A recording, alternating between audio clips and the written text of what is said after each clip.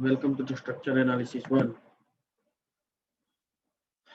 We are going to continue our example session. Another example. Find slope at B and deflection at C for a beam loaded as shown in figure. EI is equal to 20 into 10 raised to 12 Newton per, Newton into mm square. Solution. Each reaction RB is equal to RD. Total load divided by 2 is equal to 40. But આ જોતા પહેલા આપણે પેલા એકવાર figure પર નજર નાખીએ.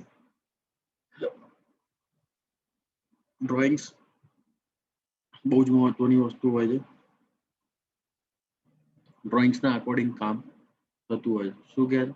Find slope at B and deflection at C for a beam loaded as shown in figure.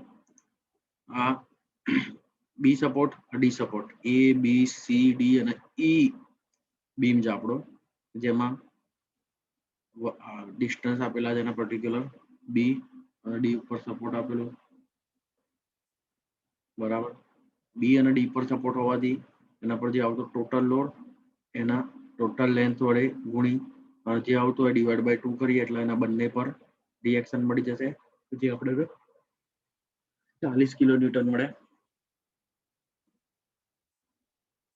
Okay, take A as a origin, moment x અને ઓરિજિન તરીકે લઈ લઈએ. મોમેન્ટ કોઈ પર્ટિક્યુલર ડિસ્ટન્સ x એઝ્યુમ અહીં કરી દો અને આ point, the moment at point x is equal to 40 into a total x minus 1 distance.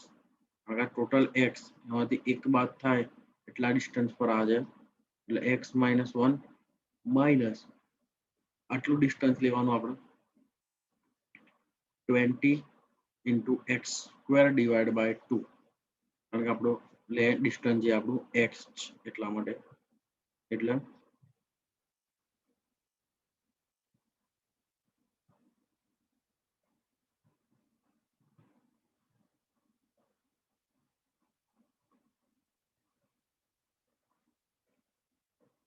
Okay.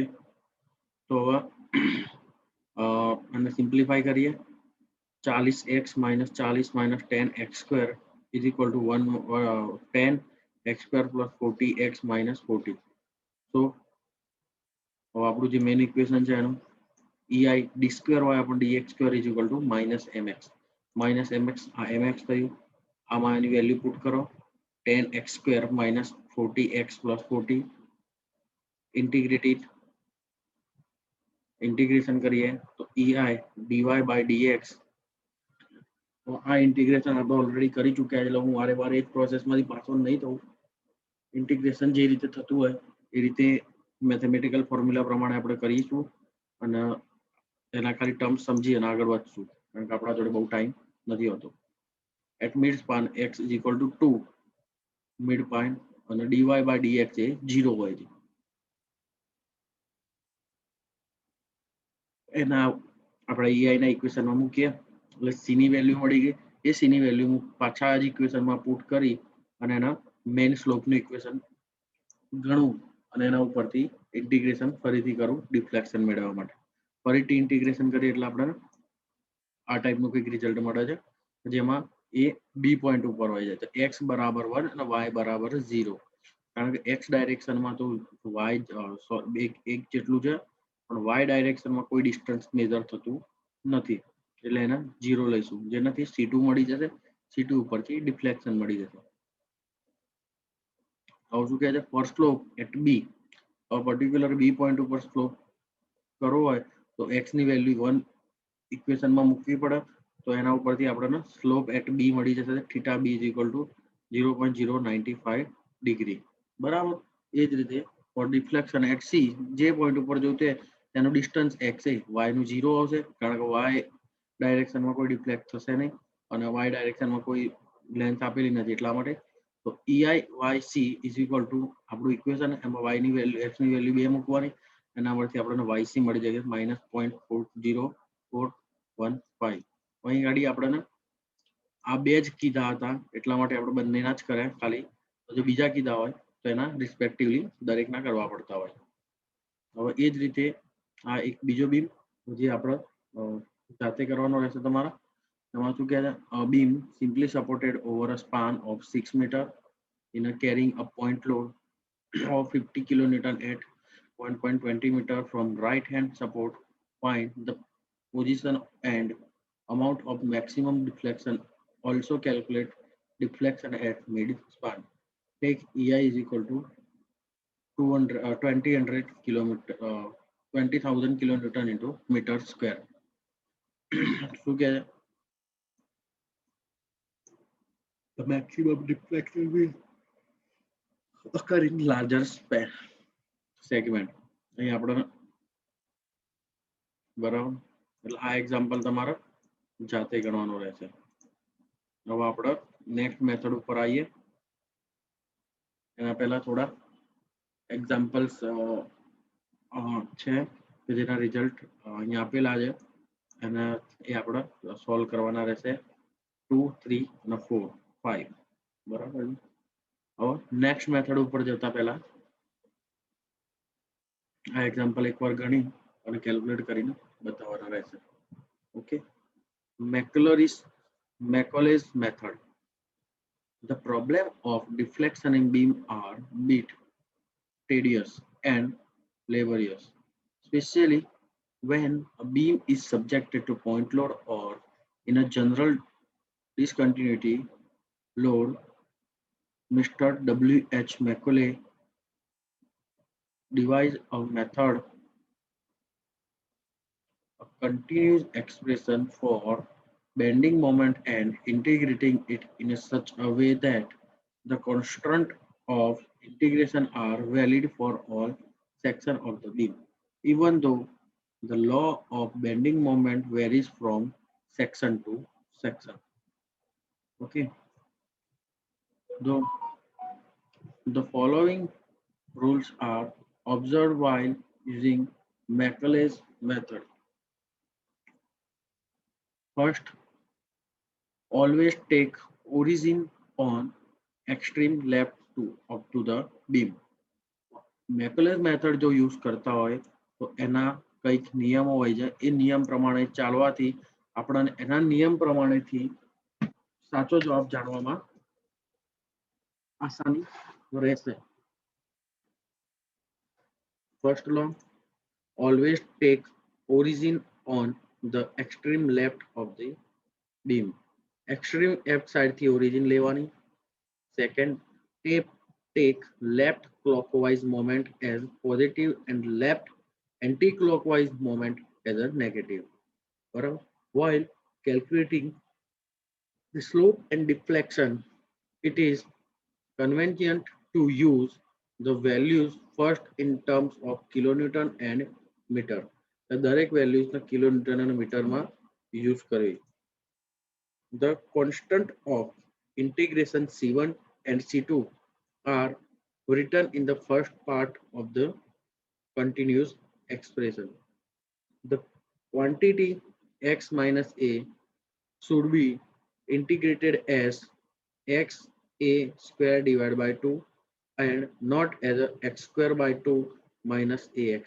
એટલે આનું સિમ્પ્લિફિકેશન કરી આનો યુઝ નહીં કરી શકાય, પણ એના એક બોડી માની અને એના એક્સ તરીકે જેમ આપણે એક્સનું એક્સ સ્ક્વેર બાય 2 કરીએ છીએ ને એ જ રીતે એને એક બોડી માની અને એનું સંકલન કરવામાં આવતું હોય છે. The quantity x minus a should be written as x minus a degree when it is in a distance to be multiplied with more moment. For any term when x minus a less than 0 negative, the term is neglected. Now we are solve some example for the same. Example of Macaulay's method. Calculate deflection under the load for a beam loaded as shown in figure. Take E is equal to 200 gigapascal A is equal to 160 into 10 raised to 6 mm raised to 4. The same example are many times asked in GTO. Let us study the figure.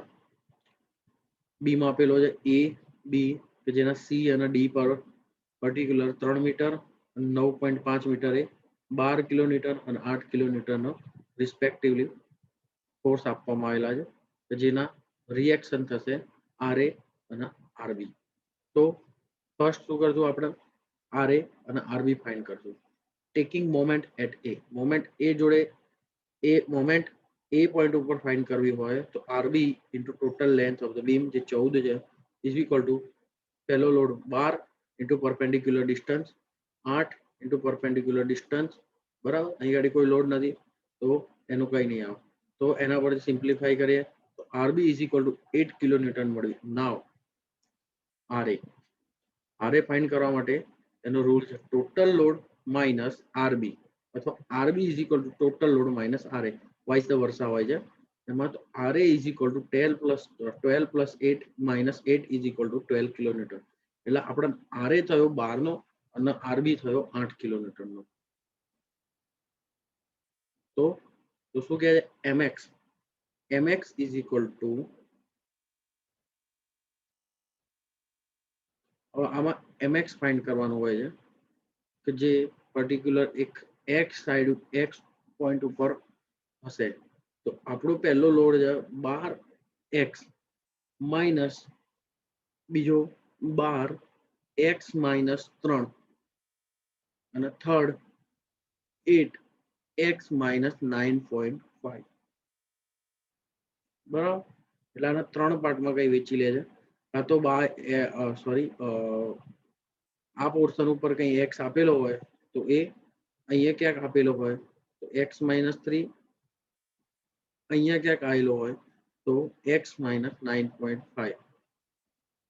Okay, તો એ આપણે લઈએ અને એના પરથી આપણું જે equation હતું EI d square y upon dx square is equal to minus mx.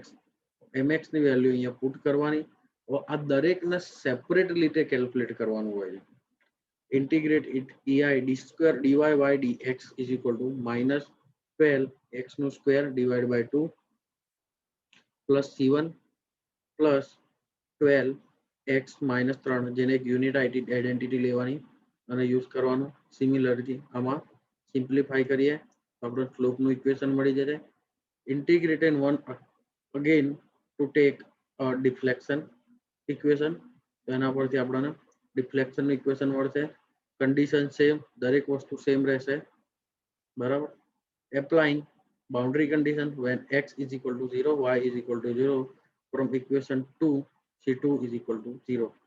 So neglected when x is equal to 14 y is equal to 0 from equation 2 the first and last end. તો આપણું example શું કહે છે જોઈ લઈએ. Calculate the deflection under the load for a beam loaded as shown in figure. તો માત્ર deflection જ કેલ્ક્યુલેટ કરવાનું. ઓકે, તો આ કેસ માટે c1 આપણને મળશે 193.70 બરાબર. હવે એના બંને ઇક્વેશનમાં મૂકી અને એનું ઇક્વેશન મેળવી લઈએ. તો શું કે EIYC ઇઝ ઇક્વલ ટુ જે x ઇઝ ઇક્વલ ટુ 3 જે એમાં મૂકીએ. જે ફર્સ્ટ પોર્શન છે for deflection at C x is equal to 3 for deflection at D x is equal to 9.5. Rest of the thing are common, so we are not going to calculate each and every thing because it's already calculated in a previous examples. તો આ વસ્તુ તમારે જાતે calculate કરવાની રહેશે અને હું મેથડનો guide કરીશ ખાલી. Okay, another beam. તો આ બીમ છે એ તમારે જાતે સોલ્વ કરવાનું રહેશે. શું કહે છે a simply supported over a span of 6 meter is carrying a point load of 50 kilonewton at 1.20 meter. From the right hand support, find the position and amount of maximum deflection. Also calculate deflection at mid span. તો આમાં એક simple overview આપી દઈએ આપણે તો first તો એક particular x point find કરી દેવાનો કે જે આપણે આગળના એક્ઝામ્પલમાં બી સોલ્વ કરતા હતા. તો અહીંયા એક એક્સ પોઈન્ટ લઈ લઈએ.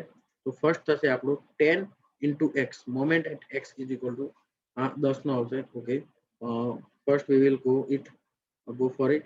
RA અને RB WB by L WA by L જ્યારે પોઈન્ટ લોડ સેન્ટરમાં નહીં અને કોઈ આઈધર જે પોઝિશન પર હોય ત્યારે જે SA1 ના શરૂઆતમાં અને મિકેનિક્સ ઓફ સોલિડમાં બી આ એક્ઝામ્પલ આપણે કરી ચૂક્યા છે એટલા માટે. ઓકે, તો RA અને RB મળી ગયા. તો mx લેવાનું RA into x બરાબર છે.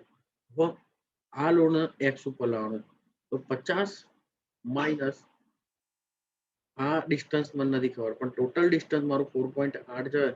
તો x માંથી 4.8 બાદ કરો અથવા 4.8 માંથી x બાદ કરો એટલે મને આ ડિસ્ટન્સ મળી જશે. બરાબર, એટલે હું x માઇનસ 4.8 લઈ લઉં કે જેનાથી મને આ ડિસ્ટન્સ મળી જાય. એટલે આપણે મળી ગયો mx. હવે આખો ખેલ mx નો છે. એકવાર mx આવી ગયો પછી આપણી આખી મેથોડોલોજી સિમિલર છે અને એના ઉપરથી આપણને ડાયરેક્ટ મળી જશે. આ એક બીજો એક્ઝામ્પલ છે જે આપણે નેક્સ્ટ લેક્ચરમાં જોઈશું.